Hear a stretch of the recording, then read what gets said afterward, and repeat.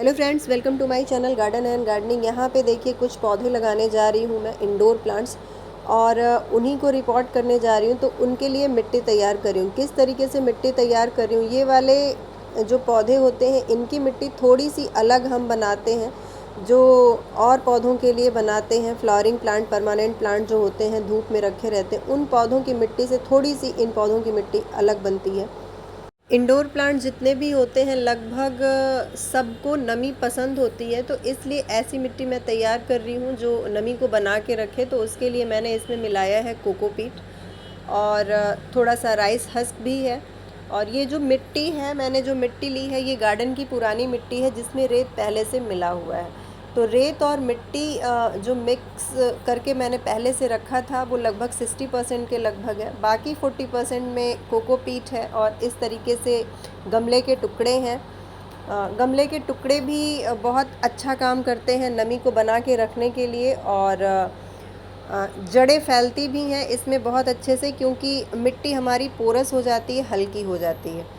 और थोड़ा सा मैं इसमें मिला रही हूँ वर्मी कंपोस्ट, नीम की खली। इस तरीके से पूरी मिट्टी मेरी तैयार हो गई है जो बहुत ज़्यादा भुरभुरी बनी है, हल्की बनी है। और इसी तरह की मिट्टी हमें तैयार करनी होती है अपने इंडोर प्लांट्स के लिए, जिसमें पानी रुके भी ना और नमी बनी रहे।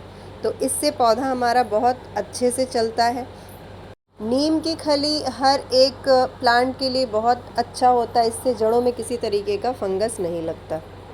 ये कुछ पौधे हैं, तो इसमें देखिए फर्न का प्लांट है, इसे मैं लगाने जा रही हूँ। और किस तरीके से ये पूरा जम चुका है, नीचे जड़ें इतनी ज़्यादा इसकी निकल चुकी हैं कि ड्रेनेज होल को पूरी तरीके से इसने कवर कर लिया है। तो नीचे वाली जड़ें सब मैं हटा दे रही हूँ।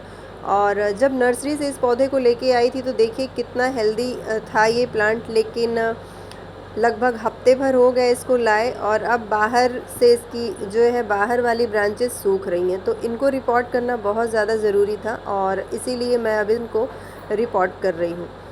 कोई भी प्लांट हो, चाहे वो इंडोर हो या फ्लावरिंग प्लांट हो, उसको हमें एक बार ज़रूर चेक कर लेना चाहिए रिपोर्ट करने के पहले। अगर वो मिट्टी चिकनी मिट्टी है या लाल मिट्टी है तो उसको हटा देना ही अच्छा होता है। अगर हम नहीं हटाते हैं तो पौधे धीरे धीरे ख़राब होते जाते हैं, जड़ें उनकी गलती जाती हैं।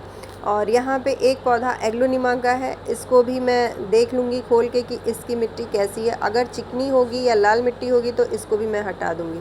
चिकनी मिट्टी या लाल मिट्टी हटाने का सबसे अच्छा तरीका होता है, उसको आप पानी में डुबो के रख दीजिए करीबन 15 मिनट, उसमें सारी मिट्टी ढीली हो जाएगी और अपने आप ही छुड़ाने पे बहुत ही आसानी से वो छूट जाती है। ये एग्लोनिमा जो प्लांट है इसकी मिट्टी रेतीली है, तो इसे मैं पूरा नहीं हटाऊंगी, बहुत थोड़ा सा बस ऊपरी जो मिट्टी है उसको मैं हटा दूंगी। उसके बाद इसको ऐसे ही मैं लगा दूंगी अपनी नई वाली मिट्टी में।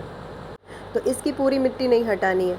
और मिट्टी ज़रूर हटा दीजिए, क्योंकि मेरे बहुत से ऐसे पौधे थे जो शुरू में मैं ऐसे लाके लगा देती थी और धीरे धीरे पौधे ख़राब हो जाते थे। और अब जब वो पौधे 2 साल पहले के लगे हुए थे या 3 साल पहले के लगे हुए थे, तो धीरे धीरे साल या 1.5 साल बाद जब वो ख़राब होते थे, मिट्टी में जब हटाती थी उनकी, तब पता चलता था ये चिकनी मिट्टी या लाल मिट्टी में लगी हुई है। तो अब मैं इस तरीके का कोई रिस्क नहीं लेती, मिट्टी हटा देती हूँ, उसके बाद ही रिपोर्ट करती हूँ। यहाँ पे देखिए पीस लिली का पौधा है और बहुत ही घना पौधा है, तो इसको भी मुझे रिपोर्ट करना है। 3 ये पौधे हैं जिनको लगभग एक जैसी मिट्टी चाहिए होती है, एक जैसी लोकेशन चाहिए होती है। तो इन पौधों को मैं आज रिपोर्ट करूँगी, इन्हीं तीनों को। और इससे एक प्लांट मैं सोच रही हूँ अलग कर लूँ, और जिससे 2 पौधे मेरे तैयार हो जाएं। तो ये बहुत ही ईज़िली, देखिए हल्की मिट्टी है, ये रेड मिट्टी ही है, लेकिन ऐसे पटकने से पूरा ये मिट्टी हट जा रहा है जड़ों से। तो इसको मैं नहीं भिगोऊंगी, इसी तरीके से हटा के एक प्लांट इससे अलग कर लूँगी और इसको अलग पॉट में लगा दूँगी मैं। ये पौधे गार्डन के ऐसे पौधे होते हैं, अगर एक बार ये अच्छे से चल जाते हैं तो जल्दी ख़राब नहीं होते हैं, और अगर नहीं सेट हो पाते हैं आपके गार्डन में तो जल्दी चलते भी नहीं हैं। तो एक तरीके से कह सकते हैं बहुत ही सेंसिटिव प्लांट होते हैं ये, और ज़रा सा अगर चूक हो जाता है इन पौधों के देख रेख में तो बहुत ही जल्दी इन पौधों की जड़ें ख़राब हो जाती हैं और पौधा हमारे गार्डन से ख़त्म हो जाता है। तो इस तरीके से पीस लिली को मैंने देखिए हटा लिया है और इस बार पीस लिली का पौधा भी मेरे ख़राब हो गया था। अभी उसमें जड़ें सिर्फ बची हैं, बहुत छोटे छोटे से उसमें से पप्स आ रहे हैं, तो शायद ही वो पौधा चले, देखते हैं। फर्टिलाइज़र वगैरह मैं दूंगी, जो पुराना प्लांट है मेरा, और इसीलिए मैंने इस तरीके का नया प्लांट एक ले लिया है। मिट्टी का पॉट मैं रख सकती थी, लेकिन है नहीं इस समय, या तो बहुत छोटे साइज़ के पॉट हैं या बहुत बड़े साइज़ के पॉट हैं। इस तरीके के प्लास्टिक पॉट, छोटे छोटे जो नर्सरी पॉट होते हैं, अच्छे होते हैं इन पौधों के लिए, क्योंकि इसमें ड्रेनेज होल बहुत ज़्यादा रहता है। और मैं एक लेयर इसमें, देखिए, मिट्टी के एक लेयर मैं इसमें गमले के टुकड़े बिछा दे रही हूँ, जिससे पानी किसी भी तरीके से प्लांट में रुके ना, गमले में रुके ना और पौधा ख़राब ना हो। उसके बाद मिट्टी डाल के इस तरीके से पीस लिली को मैंने लगा दिया है, और सभी पौधे ऐसे ही मैं लगा लूँगी। इस बार जो भी पौधों की मैंने ख़रीदारी की है, उसमें ज़्यादातर पौधे ऐसे थे जो पहले मेरे गार्डन में थे, लेकिन इस गर्मी में ख़राब हो गए थे। तो अभी कुछ बहुत नए पौधे मैं नहीं लेके आई हूँ कि जो मेरे गार्डन में पहले से नहीं थे। यहाँ पे देखिए, एग्लोनिमा के प्लांट को भी मैंने उसी तरीके से लगा दिया है, जिस तरीके से पीस लिली के प्लांट को लगाया है।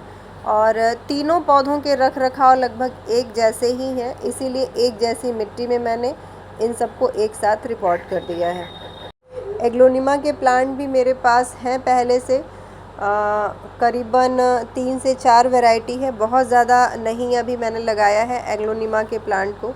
और यहाँ पे देखिए, फ़र्न को मैंने पानी से निकाल लिया है और थोड़ा सा बड़े पॉट में शिफ्ट किया है। पहले जो पॉट मैंने सेलेक्ट किया था वो इसके लिए छोटा पड़ रहा था, तो इसलिए बड़े पॉट में इसको लगाया है, क्योंकि अगर ये एक बार सेट हो जाता है तो बहुत तेज़ी से ये फैलता है। और जो मैंने पहले अभी पीस लिली का पौधा लगाया था छोटे पॉट में, उसको भी मैंने शिफ्ट कर दिया है इस तरीके के बड़े पॉट में, क्योंकि वो भी मुझे छोटा लग रहा था पॉट, तो सही से सेट नहीं हो रहा था, तो इस वजह से इसको भी बड़े पॉट में मैंने लगा दिया है। इस तरीके से सारे पौधे मेरे लग चुके हैं, सब में मैं फंजीसाइड का पानी दे दूँगी। और इस तरीके की रिपोर्टिंग अगर करनी हो कि सभी जड़ों को बिल्कुल खोलना पड़े, तो ज़्यादा सही समय होता है शाम का, और शाम के टाइम में इस तरीके के पौधे अच्छे से हमारे चल जाते हैं, रात भर में सेट हो जाते हैं।